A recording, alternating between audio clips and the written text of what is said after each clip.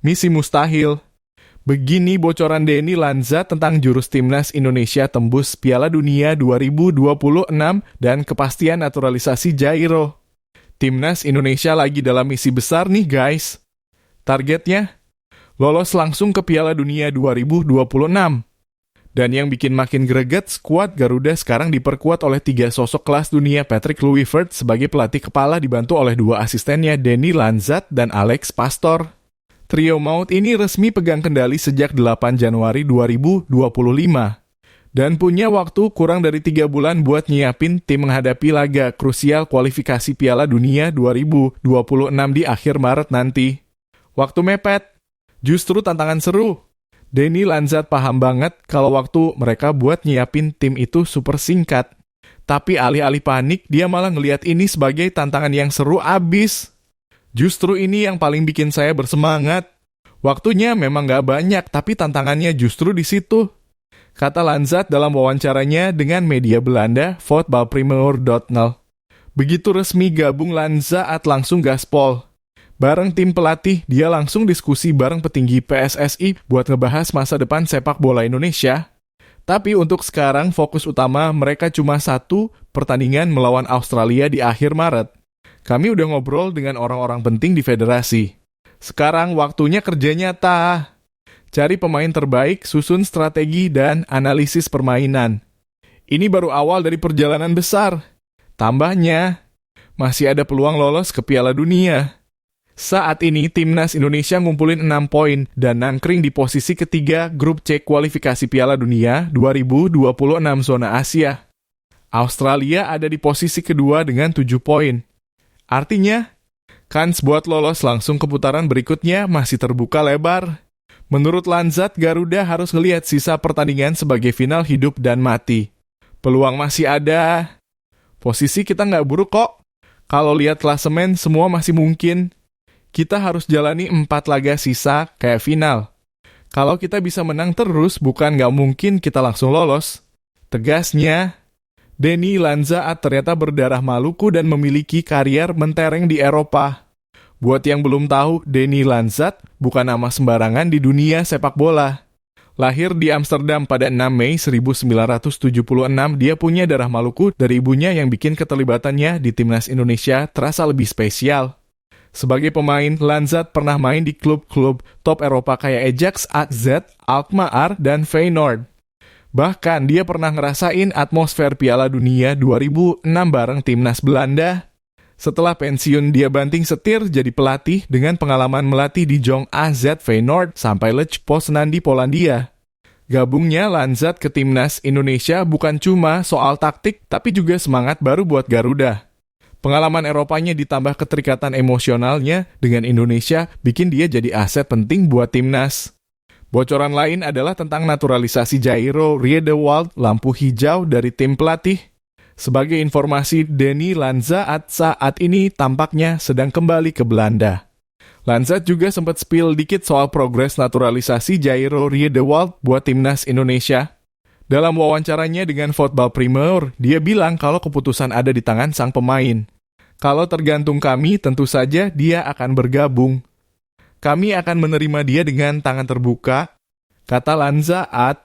Beberapa waktu lalu, Alex Pastoor juga terlihat update Instagram Stories dari Belanda yang makin menguatkan kabar bahwa naturalisasi ini lagi dalam proses.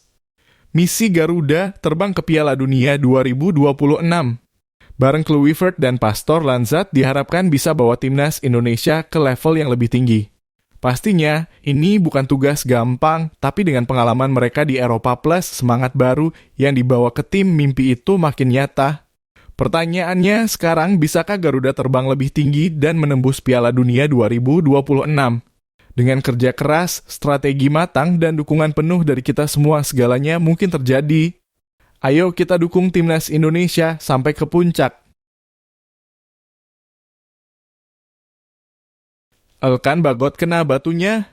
Kabar buruk buat Kluivert jelang laga panas Timnas Indonesia vs Australia dan Bahrain. Timnas Indonesia lagi-lagi kena cobaan. Pelatih baru Patrick Kluivert baru aja dapat kabar kurang enak dari Elkan Bagot tepat sebelum duel krusial lawan Australia dan Bahrain di kualifikasi Piala Dunia 2026 zona Asia. Buat yang belum tahu, Timnas Garuda bakal melawan Australia di Sydney Football Stadium pada 20 Maret 2025. Lalu 5 hari kemudian, bakal menjamu Bahrain di Stadion Utama Gelora Bung Karno SUGBK, Jakarta. Dua laga ini super penting buat perjalanan Indonesia menuju Piala Dunia.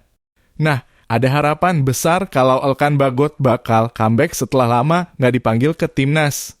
Pada era kepelatihan sebelumnya, nama bek jangkung ini menghilang dari daftar pemain yang dipanggil. Diduga kuat, hubungannya dengan mantan pelatih Sintayong dalam kurung STY sempat memanas.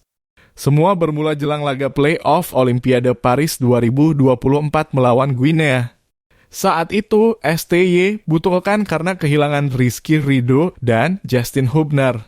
Tapi entah kenapa Elkan nggak kunjung kasih jawaban sampai hari H pertandingan. Sejak saat itu, hubungan mereka dingin dan nama Elkan pun lenyap dari daftar skuad Garuda. Tapi sekarang angin perubahan mulai berhembus. Pergantian pelatih ke Patrick Kluivert bikin harapan baru buat Elkan kembali ke Timnas. Apalagi, dia sudah pulih dari cedera yang bikin dia absen lebih dari 2 bulan. Nggak cuma itu, dia juga mulai jadi pemain penting buat Blachpool setelah sembuh. Namun, kabar buruk datang setelah pertandingan Blachpool versus Mansfield tahun pada 15 Februari 2025.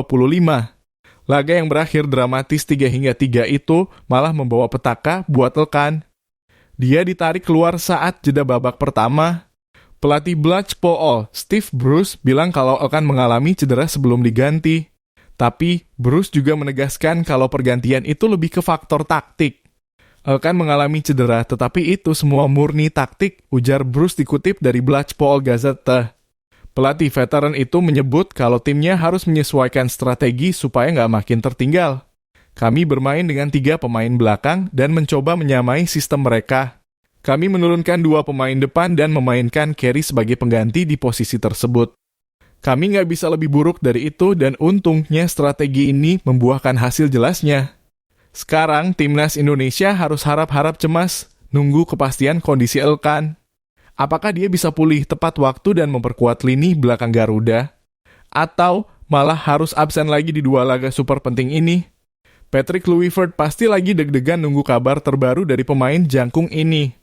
Kalau Elkan absen, Kluivert harus muter otak cari pengganti yang sepadan buat mengawal pertahanan Indonesia melawan serangan tajam Australia dan Bahrain. Gimana menurut kalian? Harus tetap optimis atau mulai waspada? Yuk kasih pendapat kalian di kolom komentar. Mas Hilgers terpukau. Supporter Indonesia bikin negara lain harus belajar. Siapa sangka Mas Hilgers bukan cuma pemain berbakat di FC Twente, tapi juga jadi salah satu pemain dengan gaji tertinggi di Timnas Indonesia. Bayangin aja, bek berusia 22 tahun ini dikabarkan menerima gaji sekitar 306.800 pound sterling atau sekitar 6,2 miliar rupiah per tahun. Gokil kan? Gaji sultan tapi hati merakyat. Di balik statusnya sebagai pemain mahal, Hilgers ternyata punya pandangan unik tentang supporter Timnas Indonesia. Dalam wawancara dengan media Belanda, dia mengungkapkan betapa luar biasanya dukungan fans Garuda. Bahkan dia bilang negara seperti Belanda harus belajar dari Indonesia soal cara mendukung tim nasional. Itu benar-benar spesial untuk bisa bermain bagi negara dengan banyak penduduk.